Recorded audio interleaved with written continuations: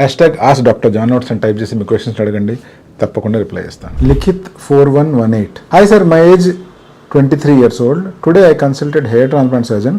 On examination they concluded diffuse severe thinning seen with good donor area.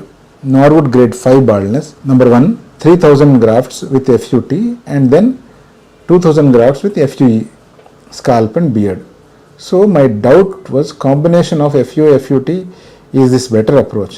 Please answer sir. మీ వయసు 23 సంవత్సరాలు.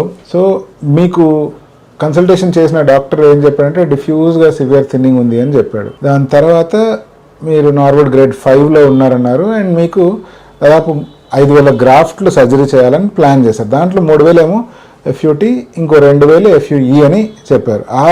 2000 FUEలో కూడా scalp and beard రెండూ తీద్దాము అని ప్లాన్ చేశారు. ఫస్ట్ పాయింట్ నేనేమని అర్థం చేసుకుంటున్నాను అంటే మీ ఏజ్ చాలా చిన్నది. ఇంత చిన్న ఏజ్లో 5000 గ్రాఫ్ట్లు మీకు అవసరమా అని నేను అనుకోవట్లేదు. రెండో పాయింట్ ఏంటి అంటే మీకు గనక FUT, FUE చేయాలి అంటే ప్రధాన ఉద్దేశము నెంబర్ ఆఫ్ గ్రాఫ్ట్స్ ఎక్స్ట్రాక్ట్ చేయడమే.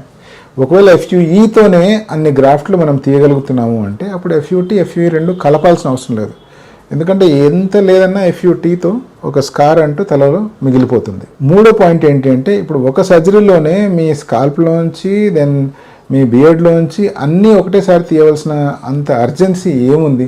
ఎక్కడైతే మీకు బాల్నెస్ ఉందో, ఇప్పుడు మీకు గ్రేడ్ 5 అంటున్నారు, మీరు ఫస్ట్ ఫ్రంట్ ఏరియా మాత్రమే ఒక 3000 గ్రాఫ్ట్లు కావచ్చు లేదా అంతకంటే తక్కువ గ్రాఫ్ట్లు మాత్రమే కావచ్చు స్కాల్ప్ వెనకాల భాగం నుంచి తీసుకొని సర్జరీ చేయించుకోండి. దాని తర్వాత స్కాల్ప్ పై ఏరియా మరీ పల్చగా అనిపించింది, మెడికేషన్తో ఇంప్రూవ్ అవ్వట్లేదు అంటే నిజంగా ఆలోచన చేసుకొని మళ్ళీ బియర్డ్ అండ్ స్కాల్ప్ నుంచి హెయిర్ తీసుకొని అక్కడ ఇంప్లాంట్ చేసుకోవచ్చు.